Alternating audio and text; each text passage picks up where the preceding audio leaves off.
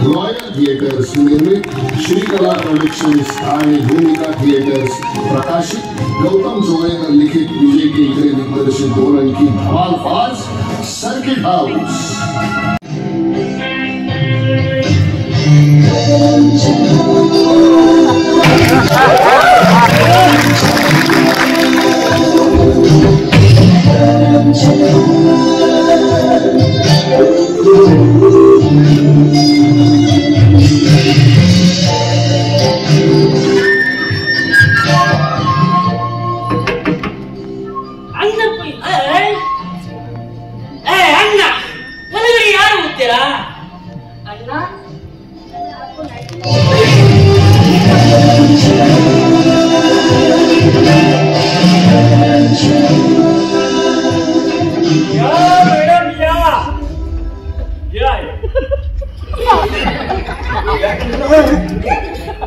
नमस्कार, मी अंकुर वाढवे आणि आता 10 वर्षानंतर परत एकदा सर्किट हाऊस परत नव्यानं सुरू होतं आहे आणि या नाटकात मी एक जासूसचं कॅरेक्टर करतो, जे की ह्या नाटकात एक सर्किट हाऊस आहे, सगळ्यांना माहितीच आहे कारण नावच सर्किट हाऊस आहे।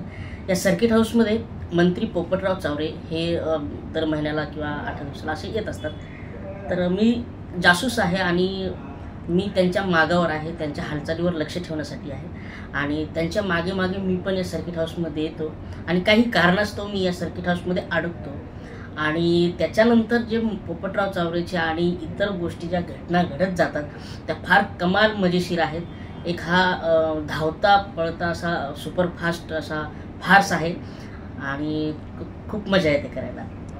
आर्वेकर सर आहेत आणि 2014 पासून पहिल्या कास्टला पण मी होतो, सो आमचा एक रॅपो वेगळा आणि सरांचं काम करण्याची पद्धत खूप बढिया आहे। म्हणजे मी अनेक वेळा सांगतो की संजय सर जेवढे आर्टिस्ट म्हणून कलाकार म्हणून जेवढे मोठे आहेत तेवढेच माणूस म्हणूनही तेवढेच मोठे आहेत, कारण ते काम करत असताना सहकलाकाराबरोबरच त्यांच्या बॅकस्टेजकडेही म्हणजे बॅकस्टेजच्या लोकांकडेही सगळ्यांकडेही त्यांचा स्वतः म्हणजे पर्सनली लक्ष असतं, बोलतात, मिळून मिसळून वागतात आणि त्याच्यामुळे मिळून मिसळून वागल्यामुळे काय काम करण्याची ऊर्जा अजून वाढते।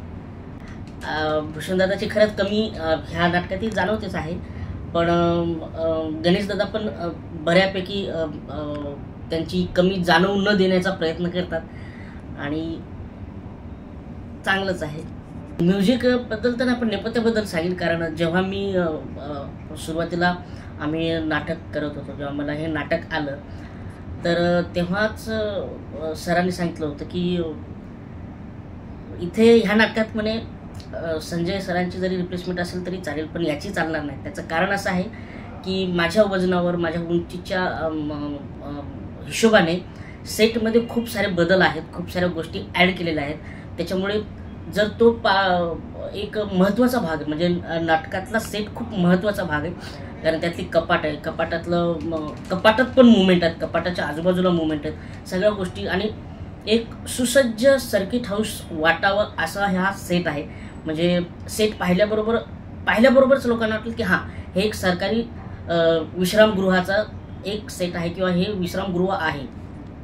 खरं तर हे सर्किट हाऊस नाटक माझ्या आयुष्यातलं पहिलं व्यावसायिक नाटक आहे आणि ह्याच नाटकावरून बाकी सगळी नाटकं सिरियल्स इव्हन चला हवाय उद्याला पण ह्याच नाटकाच्या माध्यमातून मी पाहुणा म्हणून गेलो होतो आणि त्यानंतर हवाय उद्यामधून मला बोलवणं पण आलं होतं 2-3 वेळा, पण ह्या नाटकाचे प्रयोग तुफान लागले होते, त्यामुळे मला तेव्हा जॉईन नाही करता आलं, पण मी नंतर जॉईन झालो।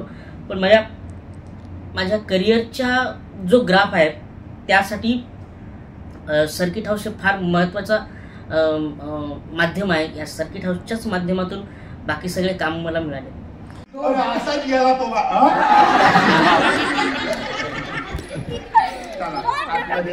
आतमध्ये पाळण्यात झोपायचं, फ्रॅग्रन्स घेऊन आलोय, उंची वाढवायची ना आपल्याला बाळाची, इथे सांभाळून ठेवा बरं का।